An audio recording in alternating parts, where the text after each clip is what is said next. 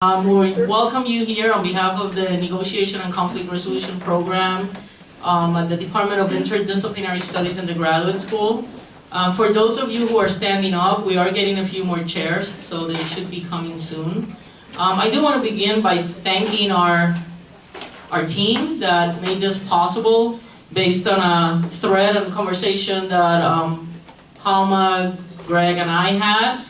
And I want to specifically thank Jody for really putting all of this together in literally 24 hours.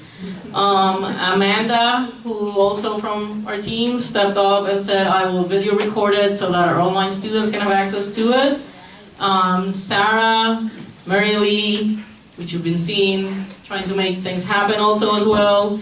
Palma, and also Greg for participating in this group. So we can really not do this. It's a team effort, and I'm appreciative for their nimbleness to make things happen. I want to briefly introduce, I'm Jackie Font, I'm the director of the NCR program and faculty. And what we're going to do is, we're going to start by introducing ourselves and saying a little bit about why we did this and why we're here.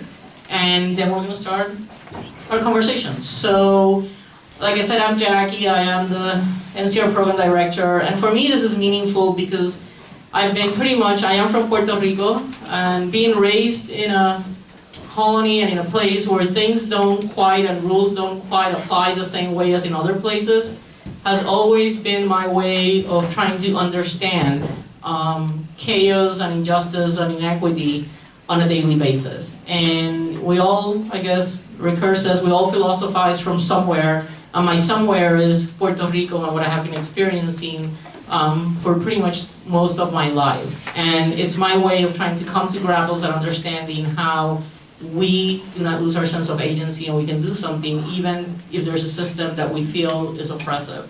And so I've been interested in exploring the how and the why, and that's why I'm here. So I'm going to stand up to introduce myself as well, just because it's kind of a long room. I'm Palma Strand, and I am a professor of law in the NCR program and director of the 2040 initiative, which focuses on big demographic shifts and the ways that those are playing out in law and politics. 2040 is the year that the Census Bureau predicts that the nation will be quote-unquote majority minority, and that's having big changes. And one of our co-founders of the 2040 initiative, Dave Weber, is here in the room. David, hello. I'm here, sort of how I came to this. Some of you know, I'm in a loving versus Virginia marriage. My husband's African American. I have 3 kids who are biracial, and so I came into this through race. That experience really changed how I see the world. I'm a white woman, as you can probably tell by looking at me.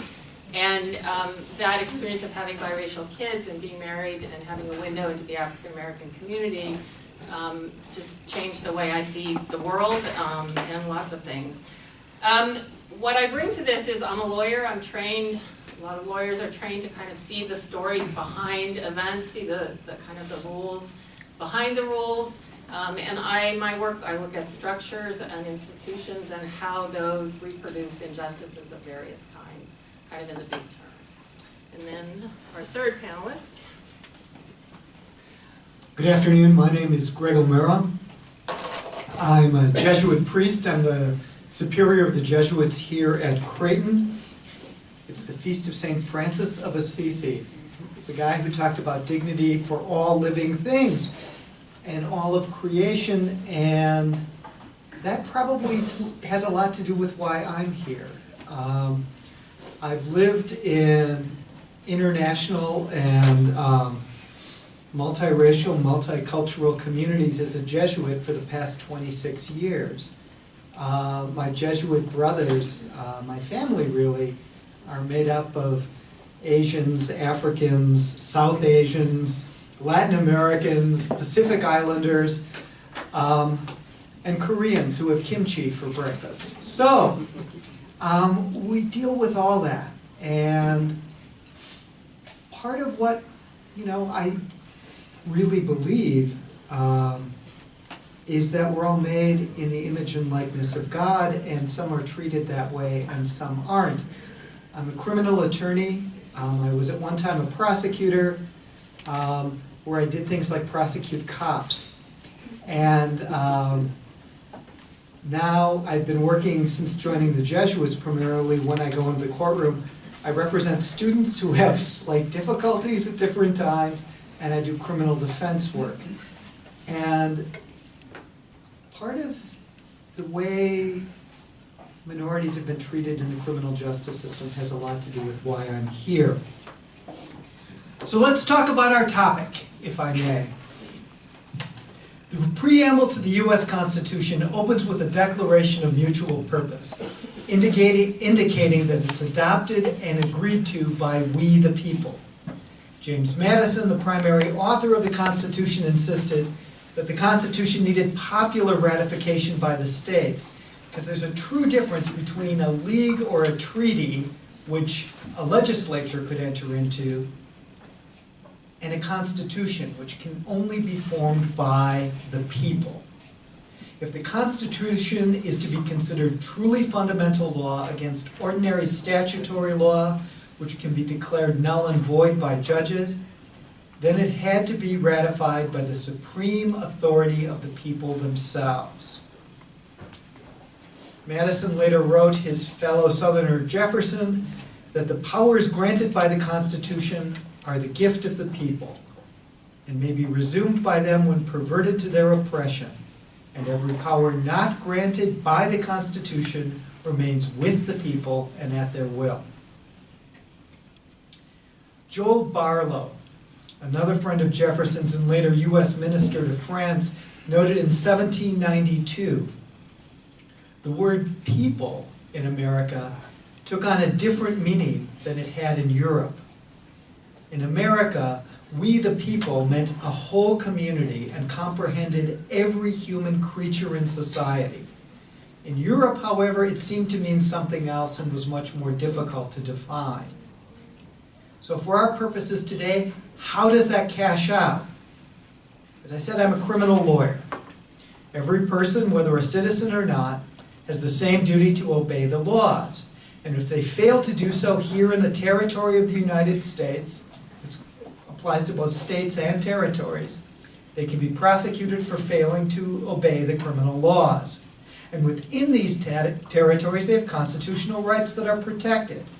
Searches by government agents have to comply with the Fourth Amendment. They have to be given right to effective assistance of counsel. Their federal trial rights are governed and protected by the Due Process Clause and the Equal Protection Clause. So, my question is, from my perch as a criminal justice attorney, doesn't the Constitution always work that way? In everything? So naive.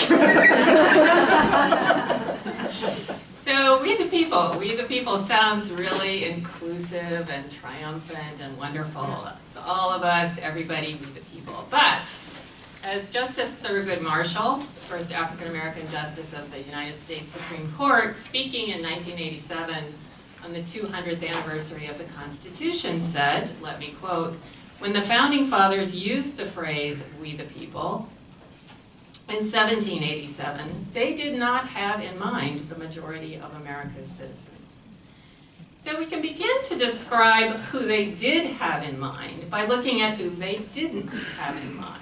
So for example, enslaved persons of African descent who were counted as 3/5 under the Constitution but not entitled to representation or to vote. Non-citizenship of African Americans, clearly stated in the infamous Dred Scott decision by the Supreme Court in 1857. Black people were regarded as beings of an inferior order with no rights which the white man was bound to respect. Pretty clearly not included.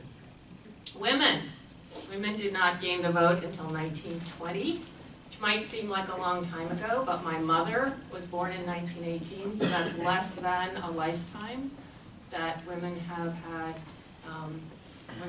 the vote, not fully included as we the people. American Indians, who lived on this land before and after the United States was constituted, were not citizens until 1924, when Congress passed the Indian Citizenship Act. And even then, some Indians couldn't vote because state laws didn't allow the right to vote.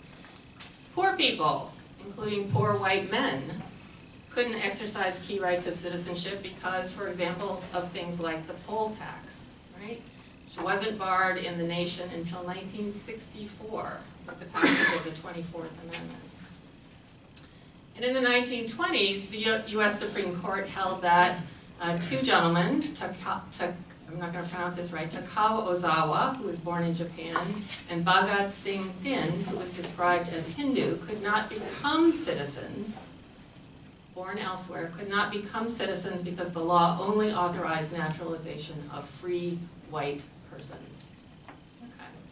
So this really brief history reveals something fundamental about the nature of citizenship, which is that it's exclusive, not inclusive. And citizenship, I like to think of citizenship as kind of like a club. That doesn't admit just anyone. And although the Constitution doesn't speak of this explicitly, white men of property were the charter members of this club.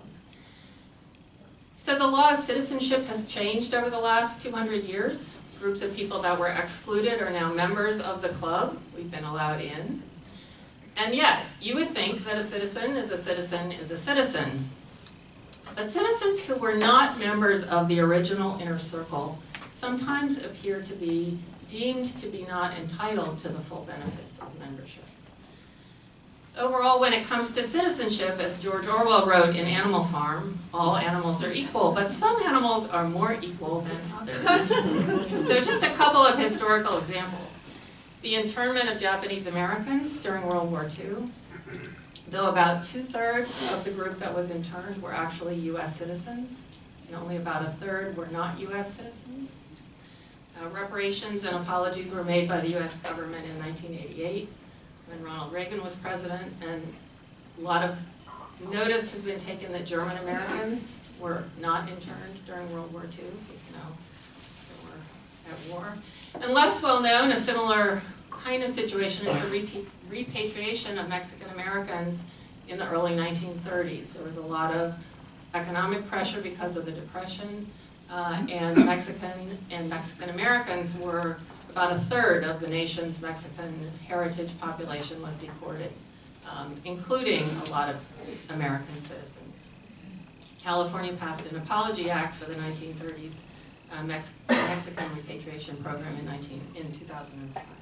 So there's conflicting narratives for folks in the gray area, people who were formerly not members and who are now members, people who weren't citizens and who are now citizens. So there's the citizen narrative, we're all citizens, but there's also kind of lurking in the background the you're not really a member of this club narrative. So, the way this plays out, kind of coming to our topic for today, U.S. citizens whose communities are devastated by a hurricane, you're in. If you happen to be Puerto Rican, maybe not so much. It's a contested space. U.S. citizens who peacefully make known their views of a current social issue, you're in, First Amendment, etc. If you happen to be a black NFL player seeking to raise awareness of Black Lives Matter, that's contested space. Just a final note moving forward, before I hand the mic to Jackie, there are other narratives out there about how we interact with people other than citizenship, and that's part of where we're going to go today. Thanks. And then we have Puerto Ricans. Who are they? What are they? And in a way, this hurricane has unveiled a lot of structural violence and poverty and spaces where violence has become the norm, and we have been accustomed to it in almost Gramscian ways that it's just okay. And so, who are Puerto Ricans? What are they? How are they citizens? When you hear in the press, just U.S. citizens are suffering. Puerto Rico is part of the United States. Well, we have in our Constitution something called the clause of the territorial clause. And we also have Supreme Court cases, this very nasty, racist Supreme Court cases that very rarely are taught in law schools. And you have to start beginning by questioning why is that so. And these insular cases are basically a result of, and they're called collectively, what are they? It's a series of cases decided by the U.S. Supreme Court between 1902 and 1922. For the very first time, the United States, in 1898, bought territories with the people in them, by the way, and they purchased them from Spain in 1898 through a Treaty of Paris, And this is the context. Why? Because they were empiring. It was the first time the US became a nation that was going to own and possess other people that were different, other people that were not like the US national citizens that were in the mainland territory. And so they didn't know what to do with this group of uncivil, and this is words actually from the cases. They were savages, they were incapable of self-governing, and they were people that did not know anything about democracy, and therefore they needed to be taken care of and taught. And so this was the discourse. And just to give you an example of what was the language at the time, I'm going to read from you an actual quote in 1900s when they were trying to figure out what to do with Puerto Rico specifically. And this is Albert Beveridge received a thundered applause when he argued in the Senate the following speech and statements. And this was when they were trying to discuss should Puerto Rico have US citizenship or not in 1900s. He says, "Deeper than any question of party politics, deeper than any question of isolated policy for our country, even deeper than any question of constitutional power, it is elemental, it is racial. God has not been preparing the English-speaking and Teutonic peoples for 1,000 years for nothing but vain and idle self-contemplation and self-admiration. No. He has made us the master organizer of the world to establish a system where chaos reigns. He has given us the spirit of progress to overwhelm the forces of reaction throughout the earth. He has made us adepts in government that we may administer government among savage and senile peoples. Were it not such a force as this, the world would relapse into barbarism and night. And of all our race, he," meaning God, right, "has marked the American people as his chosen nation to finally lead in the regeneration of the world. This is the divine mission of America, and it holds for us all the profit, all the glory, all the happiness possible to man. We are the trustees of the world's progress, guardians of its righteous peace. The judgment of the Master is upon us. Ye have been faithful over a few things. I will make you ruler over many things."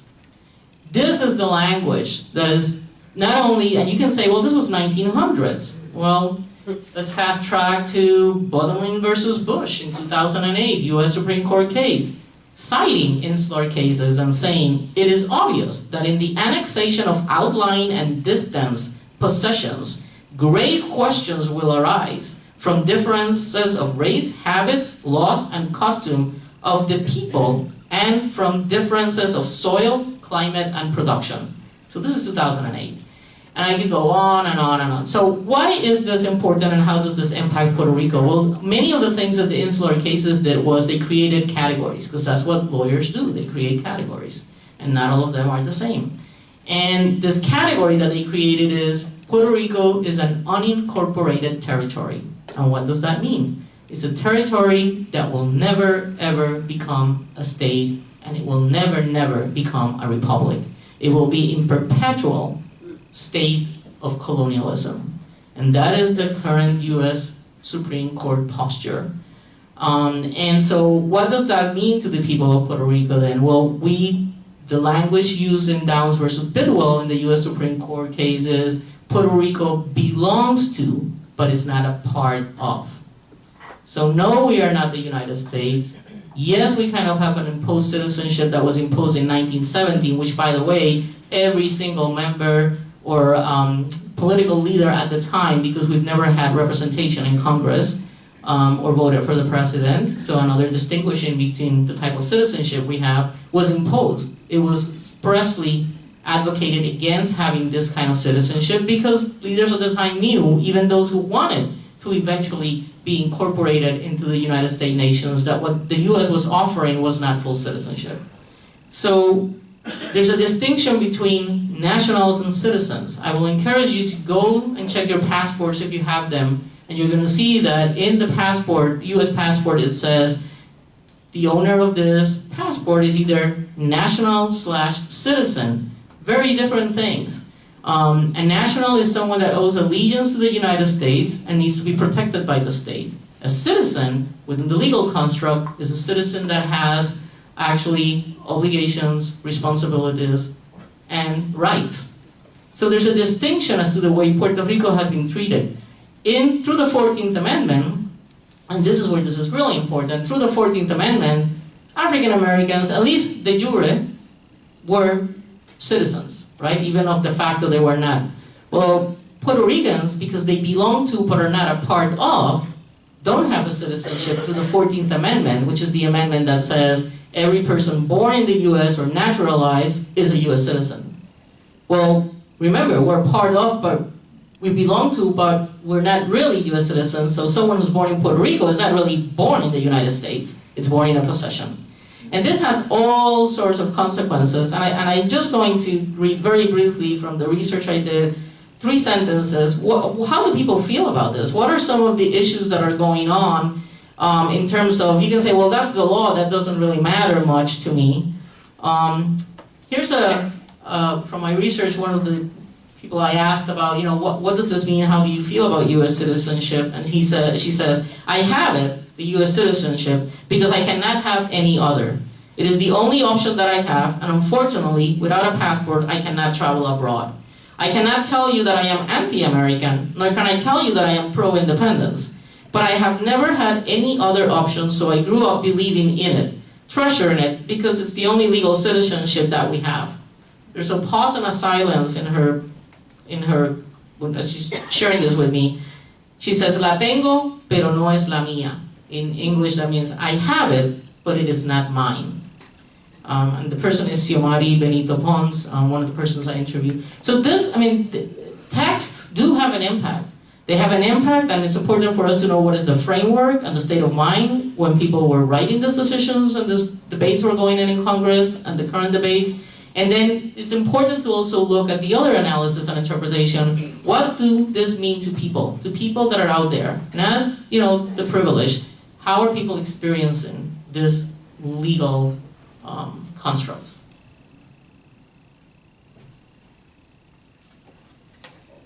And when they disagree, what can they say? We get used to the way things are. We begin to think that if something is true now, it's always been true. It's really hard to think of, as an undergrad, what the world would be like without a cell phone or without a personal computer. There were people in this very room who experienced life under those brutal, primitive conditions. And we also sense that, if something is true now, we've gotten so used to it, we put a religious cast on it. God wanted it to be true forever. Change is hard. And therefore, people dislike protest. That's why it's enshrined as a right under the First Amendment, under the right to free speech, the right to assemble peaceably, and the right to a free press. People got used to stuff, right? Not quickly. March of 1896. There were serious and widespread objections to a scourge that was sweeping the nation. What would that be? Professor Strand already mentioned it. Women in white protesting for the right to vote. Among the printed attacks upon these women who clogged city streets with their banners and chanting to be given the right to enter the voting booth were, 1, nobody really wants women's suffrage. 2, we have too many voters now. 3, only the bad and ignorant women will vote. 4, it diminishes respect for women. And 5, it places the control of the state and nation under a foreign element. Specifically, it would put all cities under Roman Catholic control. Problem.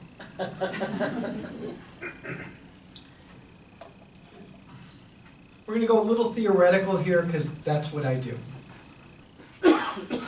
One of the ways of understanding objection to, I think, the unremarkable suggestion that NFL players have the right to protest police violence against black men in the way they seem fit is to consider a framework put forward by the German philosopher Georg W.F. Hegel called the master-slave dialectic.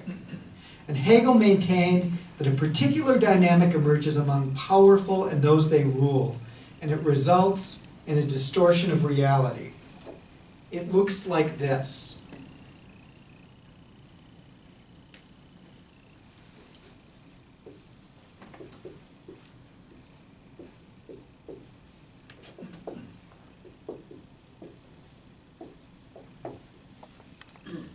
The master is up here.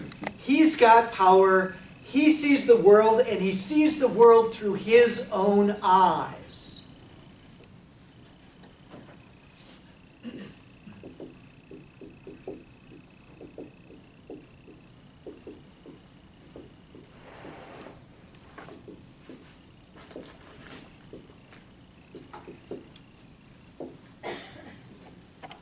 The slaves are down here. There's a line from, I believe it's the Psalms, that reads, "The eyes of the servant are on the hands of her master." Why? Because that's how she avoids beating. Hegel changes it. He says, their eyes are not just on their hands. Their eyes are on his eyes. And they begin to perceive the world through his eyes, because that's the only way they can get ahead. Right? Yeah. That's how you get power. You don't actually perceive the world from your own point of view. The way to get ahead is to see the eyes from the viewpoint of the guys who are in charge of you. The masters are largely unaware of this dynamic. They seem to like the people who parrot back to them exactly what they see. Because it says the world is the way I see it. See, even my servants agree. They parrot back what they want to hear. But it becomes disconcerting when these folks start talking to each other and start seeing the world as it is from their own point of view. And the masters become really uncomfortable with that when people begin to speak in their own voice. What's been especially troubling to me is the writing and speaking about NFL players and the language used to attack them. It's in some ways not coded at all. If you listen to it, it sounds to me like plantation owners in the antebellum South talking about disobedient or uppity slaves. It's frightening. Like Professor Strand, I'm a person who writes about narratives and stories, and as lawyers we worry about the language people use. And the language that I hear and that I read when people are talking about this is, these players, we should just, they should shut up. They're not saying anything. They're disrespecting the flag. Actually, kneeling is a sign of respect back in my culture. And they're not disrespecting the flag to disrespect the flag. They are drawing attention to a problem which they see, which is the death of black men. Who, last time I checked, at least in the Catholic Catechism, are made in the image and likeness of God. It's a profoundly religious act. And somehow, I seem to remember under the First Amendment, we also have a freedom of religion. And we have to watch people who want to impose themselves on that free exercise.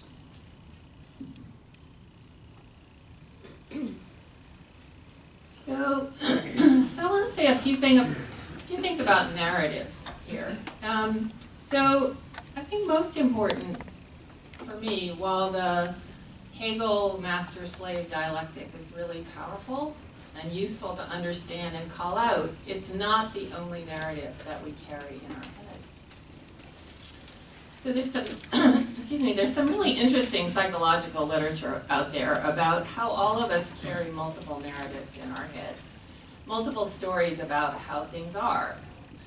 And one or another of those stories being called out can cause me to act one way versus another way. So for example, if I'm a middle school teacher, and this is actually taken from an actual psychological study, if I'm a middle school teacher, I might have two conflicting narratives in my head. I have the zero tolerance narrative, which is like if some kid in my class is acting up, throw him the book and, punitive. But I also have a kind of an empathic, I'm actually here because I care about kids and I kind of want to move them forward to where they need to be story in my head. And if that kid acts out, I might respond really differently. So the story that I have, that I act out of, can really have a lot of effect on what I do and how I interact. And kind of the bottom line to this particular psychological study is that if you can kind of pull out the empathic discipline story, discipline rates in schools go way down. It's just a tiny thing because we carry these multiple narratives. So to me, this means a couple of things. It means that it's really important for there to be well-developed and compelling narratives that call us in the direction that we collectively want to go. It's important to have stories that expose and critique, the idea of citizenship as an exclusive club, the master-slave narrative. But it's also really essential to have stories that call us towards how we want to be. What kind of relationships do we want to have with people? And it's important if we want to call out what we might call the human dignity story in people. The idea that we acknowledge the humanity of each person that we see, that we treat people with a certain level of respect, what Martin Buber might have called the I-thou rather than the I-it.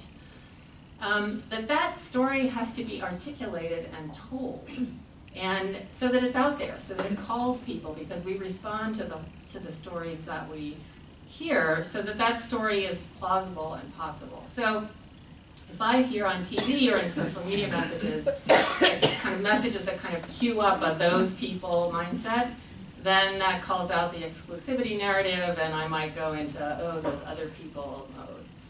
But if I read about what's happening to folks in post-Irma, post-Maria, Puerto Rico, and a news article really calls up my memory of the week that I spent in DC post-Isabel, when there was no power in my house, not nearly what's going on in Puerto Rico, but it resonates with me that that's sort of like a we're all in this together kind of a narrative. That pulls that narrative into my head. Or if someone reminds me of just last fall, our students here at Creighton who organized a Black Lives Matter week and how their goal was to engage the university community in awareness and dialogue. That connects me to Colin Kaepernick and the NFL players. And my own natural curiosity about where they're coming from, which I might not always tap into, but which is always there waiting, that other story. So there are narratives that reveal separation and power dynamics, and then there are narratives that illuminate human connection and relationship. And it's important what narratives we surround ourselves with, because we can be called to one or another. So one additional observation about the specific narratives of master, slave, and citizenship as exclusive club is that I think they vastly oversimplify our reality, the way the world works. And they do so, the way they do that, it results in people being absolved for responsibility for people getting hurt. So we live in a world of organizations and institutions and bureaucracy. Some of it's government, a lot of it is not. And a lot of the harm that occurs in this world isn't the result of a single master and a bunch of slaves, or even an identifiable group of people getting together and excluding people. It's institutional or structural, and we all contribute to it because we're all parts of the social processes that led to aging infrastructure and financial vulnerability in Puerto Rico, and that have led to Black men experiencing particular vulnerability from police. So I don't intend either of those results, but I'm part of what leads to them happening, nonetheless. So the work that I do here at Creighton, the work that I do is about trying to understand these institutions and the structures that produce injustice. If individuals aren't intending that result, so what are the processes and laws and practices that make it happen anyway? And how can we begin to dismantle and rechannel those processes and laws and practice? And concurrently, we know that individuals interact in a social system, and what matters, what happens, emerges from how we interact with each other. So how can we support people in responding to narratives of connection and dignity rather than narratives of exclusivity and master-slave? To build a little bit upon what Palma and Greg just shared, and in a way, I'm just going to stand up because I'm visual, and that's also what I do.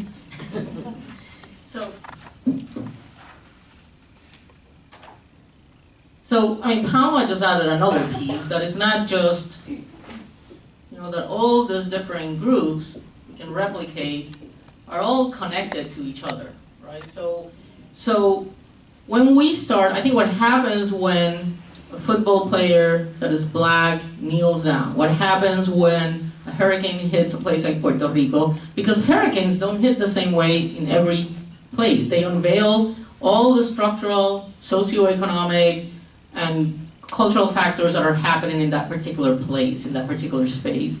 So why is it so scary? Because when we start questioning the norm, we start questioning ourselves and our role in that norm and our identity that we have been adopted as to what does it mean to be a U.S. citizenship. And it's not the same for everyone. And that is scary because, I mean, for those that have studied colonial frameworks like Fanon and Mamie, the colonizer becomes also enslaved because he's fearful of losing his freedom. So you have this ongoing relationship, and how do they react? How have they react with African Americans? How have they react with Puerto Ricans? Partial rewards. If you are getting too out of control here, we're just going to go ahead and give you something. So Puerto Ricans, let me just give you one representative in Congress with no voice, and just chill down. Calm down. That should be enough. We'll give you a citizenship. We're just not going to give you a full citizenship. And by the way, we're doing it without asking you if you really want it. Right? Because we are the masters all-knowing. We know what's best for you, and you don't know what's best for yourself. So that same discourse continues to carry on up to this day. We'll give African Americans a vote, and we'll put them in the Constitution under their 14th Amendment. We'll just not really apply it in its forceful way. We'll just treat them differently. And actually, Fanon has a great line that he says, concessions are a cloak for tightening the rein. And we, Puerto Ricans, are supposed to be grateful because the President of the United States goes there and throws paper towels at people. And we are supposed to be grateful for that because he's taking full 3 hours of his time to visit the most affluent municipality in Puerto Rico. Where he was taken, where he went, was Guaynabo, which is the highest income per capita municipality, where the hurricane did the least damage. Well, we are not grateful for that. Now, following the discourse, what do? We'll pretend like we're grateful, right? Because we have to, because it's that master-slave condition. But there are ways to connect all these networks and make change happen. If we start recognizing each other in the Hegel sense that we actually become who we are through our connection through others. And so, as indignant as I am right now with the president's visit and the discourse and the way they're treating Puerto Ricans collectively, and those who are being enslaved, who is even more embarrassing for me as a Puerto Rican, actually giving an audience so that Trump can do what he did, I can understand from a cognitive level that why that is happening and that there are ways that we, because we all cause these things, that we can make them change.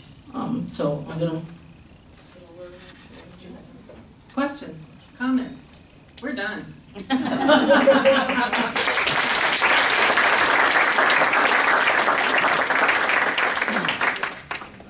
So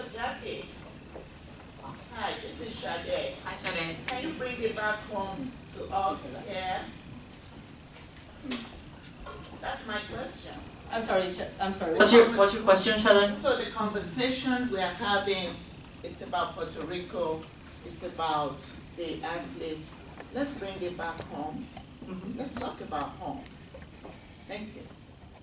So when you're referring to home, are you referring to Creighton University? Creighton and Nebraska. Yes.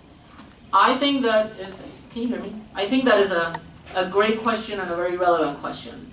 I think Creighton University, bringing it really close home, has a ways to go in creating those spaces where we can snap out of what has become normative violence for people who are a minority, women, African Americans. But I also think we have the responsibility of pushing back and create spaces like the one we've created today. Sade, I know you create many of this, convene many groups to have all sorts of different conversations around this, because I think it happens through the narrative. I think it happens through the conversations and through the dialogue. And for us to connect all these different groups and subgroups, to connect them through networks and recognize who we are and what we do. Because remember, I mean, and I actually really truly believe this, this is as much enslaving as it is for the master as it is for the slave. And Fanon actually says the responsibility falls within the enslaved or the colonized, because that one that is powerless actually can see it and is living it. The person that is in the position of privilege cannot. And so I do think that Nebraska also, there's Omaha in our surrounding areas. I think there's good work being done by many people on this campus that I think needs to continue, and I think we need to keep on pushing. That's my 2 cents. Yeah, I mean, I'll just kind of confirm what Jackie said, but I think we are Creighton too. I mean, there's Creighton in the institutional, legal, speaking through the Board of Trustees and President proclamation kind of sense, but what I do is also Creighton, and the people that I talk to and try to interact with both at Creighton and in the community more broadly, that's also Creighton, and I have a responsibility to try to bring out the narrative that I'm looking to make happen.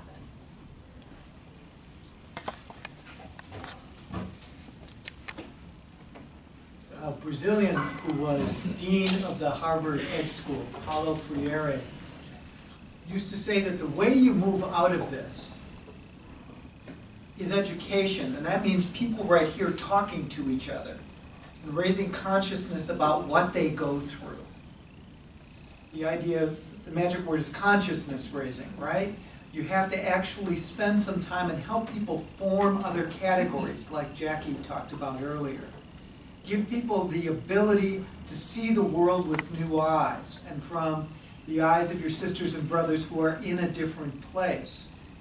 What we can do, the way we can move the needle at a place like this, I hope, would be find a way that we can begin to hear each other and see the world through the eyes of our sisters and brothers.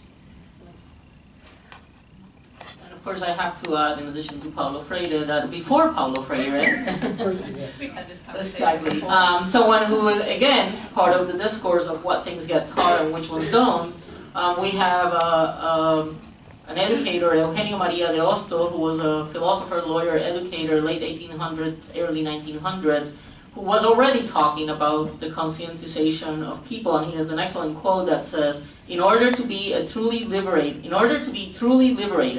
it is necessary to form an army of soldiers who fight against ignorance.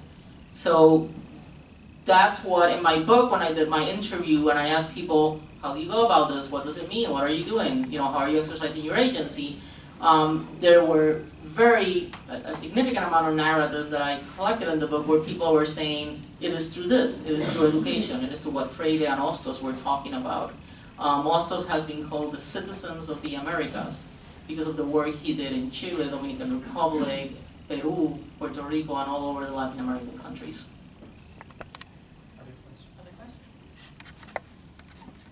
Any other questions? Other questions or comments? Hi. I I guess I have sort of a chicken and egg question. You've talked about laws and policies, and you've also talked about narratives, and you've talked about the university and the students and the staff, and also then the administration and the board of trustees.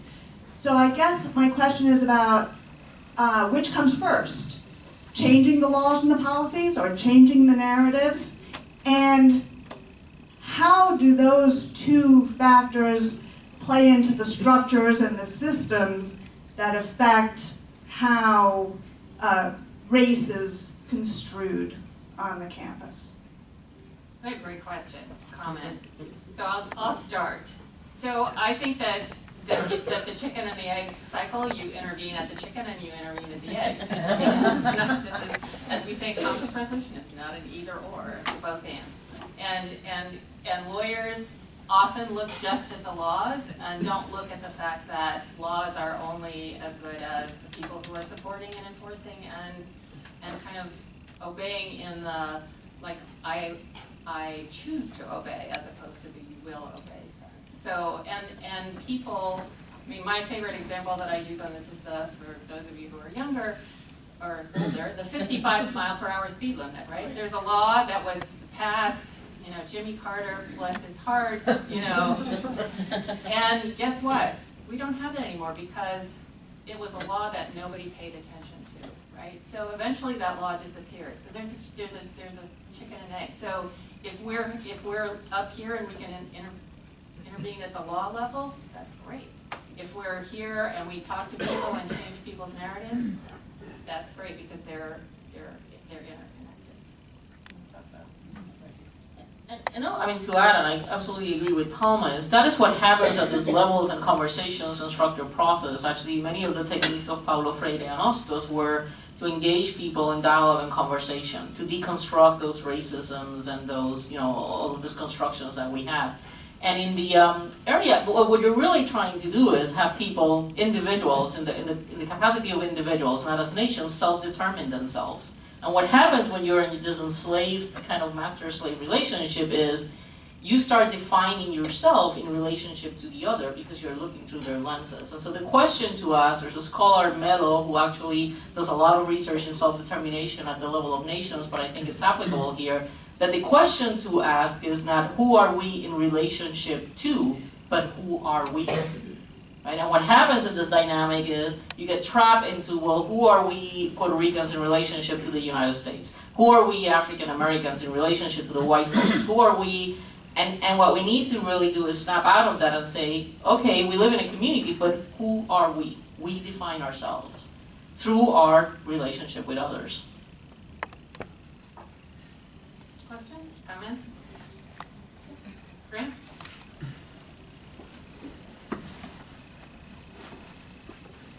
Seems like there's a piece that's missing in the conversation, and it has to do with how folks gain the power to change the narrative. A professor of mine years ago used to describe power, it reminded me of your description on the board. It's the elephant who's saying all for one and one for all as he danced among the chickens. So how do the slaves get the power to change the narrative and to have dialogue with the master? Let's just pass this over to Greg.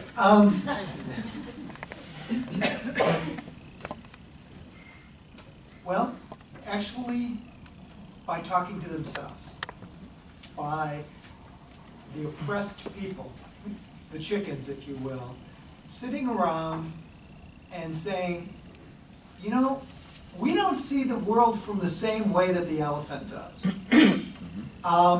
We don't actually have that experience.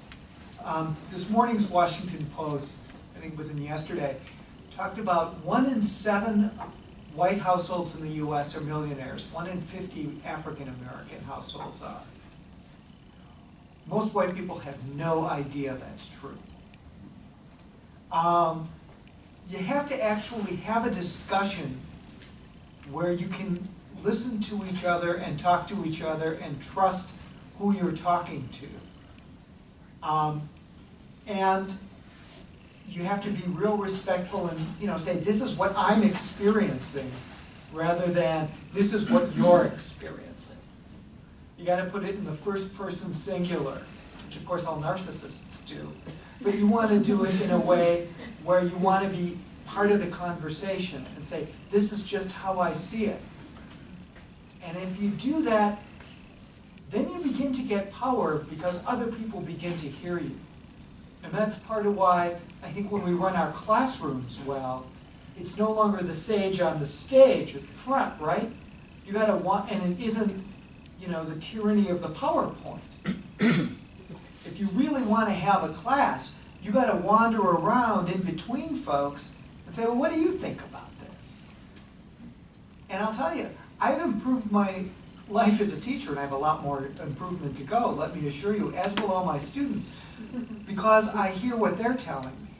And I learn, they have a story that actually makes mine so much better and helps me respect where they're coming from.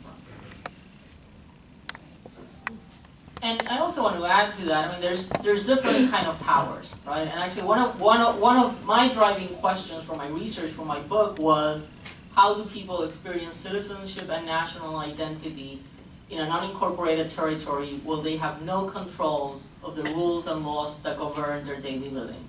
What do you guys do? That was my question, right? How do you live your master-slave relationship? How do you do this? Well, first of all, there are many kinds of power. I mean, legal power, power over is just one of many. There's power in followers. If you can get one or two people to follow your idea through conversations, now this whole group of followers really become leaders within leaders. So there's different ways of exercising power. Power of humor. So one of the things which goes to resistance, right? So you can kneeling down when the national anthem is one of them. The person that inspired my book, he decided to legally renounce U.S. citizenship. And he did it. And when he came back and entered, he went to Venezuela, renounced, came back. They said, what are you going to do now? Because I'm entering the States. So the Department of State didn't know what to do, and they let him cross the border and come to Puerto Rico. He lived there for 2 years without a U.S. citizenship. He received a certificate of loss of citizenship. And at one point in time, while all this debate was going on, immigration came in and said, you know, what are we going to do with this guy? And he answered in a very, he had a great sense of humor. He said, this is very simple. You Americans don't get it. You have a federal law. Your federal law says anyone who is illegally in a country needs to get deported to his country of origin. Well, my country of origin is Mayagüez, Puerto Rico. Send me there, and you're complying with your federal law. So he raises the absurdity of colonialism, right, through humor. And so all these little things, what I saw and what my research validated, a lot of what other scholars have been doing research in terms of what happens in that master-slave relationship. How do you survive? You survive by coming together. You survive by speaking up. You survive by creating safe spaces where the conversations can happen. You survive by using the power of humor. You survive by knowing how to not be confrontational but take things on the side way. You fight by creating relationships within your network and outside of your network, right? The mayor of San Juan just did that. So you guys don't want to send me, you have a law that says, the merchant law, that every single shipment that comes in is to go through your ships, that is increasing the cost of everything that comes into Puerto Rico by billions of dollars on a yearly basis. So you're doing that, and I'm in the middle of a crisis, and Venezuela is offering oil. Well, I'm going to go and get it from them. It was a network, it's a relationship, right? So it's expanding that relationship not only within, but through. And that, I mean, not that Grant is just planned in our audience, but that's what we do in the negotiation and conflict resolution program, right? That's what we do. We teach those skills, and Grant's actually part of our faculty team, to have people be able to structure those processes and conversations to make things happen. I want to add one more thing, which is that, you know, when we're talking narratives, we're really just talking stories. And narratives come from the stories that we tell. So the chickens are always talking to each other, and they have stories, and those stories become narratives. that's one. I think we have time for one more. Linda? I mean, I get, and I think the whole issue of the individual role is very important. But I think one thing we're missing is the group role. You have your groups. At the bottom, they're groups. And to me, the word that expresses that is solidarity. And I look back to the labor movement. And until the labor movement achieved solidarity, individual labor groups got their heads cracked, they got lost their jobs, et cetera, and in the heydays of the labor movement, through solidarity and respecting the picket lines, et cetera, they gained a lot of power. Some people would say they gained too much power in some respects or at times, but through that solidarity came power. And then what a lot of that loss came from smart folks who said, well, we'll put in laws that say people have the right to refuse to be in the union, to pay dues to the union, but they still get the benefits of what the union does. And through that over the years, and a narrative, I think a power narrative, that has somehow expressed that you're a negative impression of unions. Unions have been hurt. And probably the best benefit to society is somewhere in the middle there. But as I think of the NFL players and looking at the issue of young black men and police violence, or I look at Puerto Rico, or I look at women with sexual harassment and unequal wages, et cetera, I think part of what we need to do in our country is these diverse groups have to achieve some solidarity with each other. And I'd like to hear what you folks have to say on that. I absolutely agree, and that solidarity is not only from within the people that are the ones that are enslaved. I think we tend to homogenize the groups. Like, well, all the slaves are the same, and all the Indians are the same, and all the Puerto Ricans are the same, and all these white folks are the same, and all this. But they're not. And so you always have, one of the key ingredients here is also that solidarity with some of the people that are in that master relationship that don't really think that that's a good thing anymore. And so it's creating those alliances as well.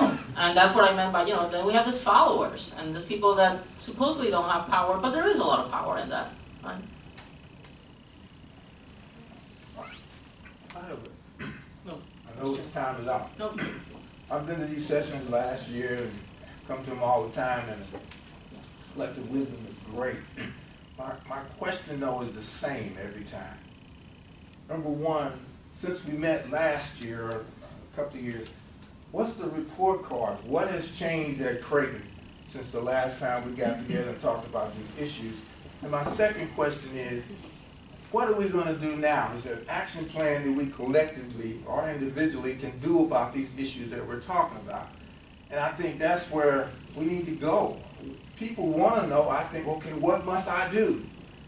We need to know what we should do. For me, NFL, I don't watch it anymore because I can read all the lists of black men that have been killed by police officers, 250 in 2016. 10 of them had videotape that conclusively showed that the law had been broken by the police.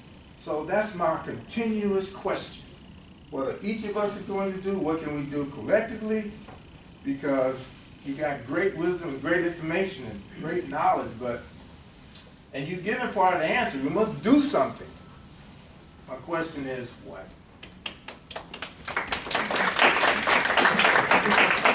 I think that's a great question, and that's a question I ask myself, to be quite honestly, every single day. And I can only answer from my perspective, what have I done, or what am I doing? And I think all of us in our different roles can move certain people to action. Many people here are students that can be, members of organizations that can actually set their agendas of what they want to do.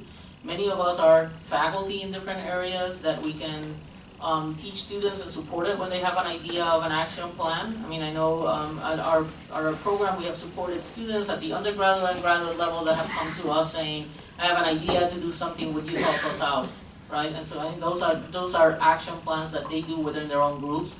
Many of you are community leaders, right? So how do we inform our agendas and how do we reach to each other every time we have a plan to do something?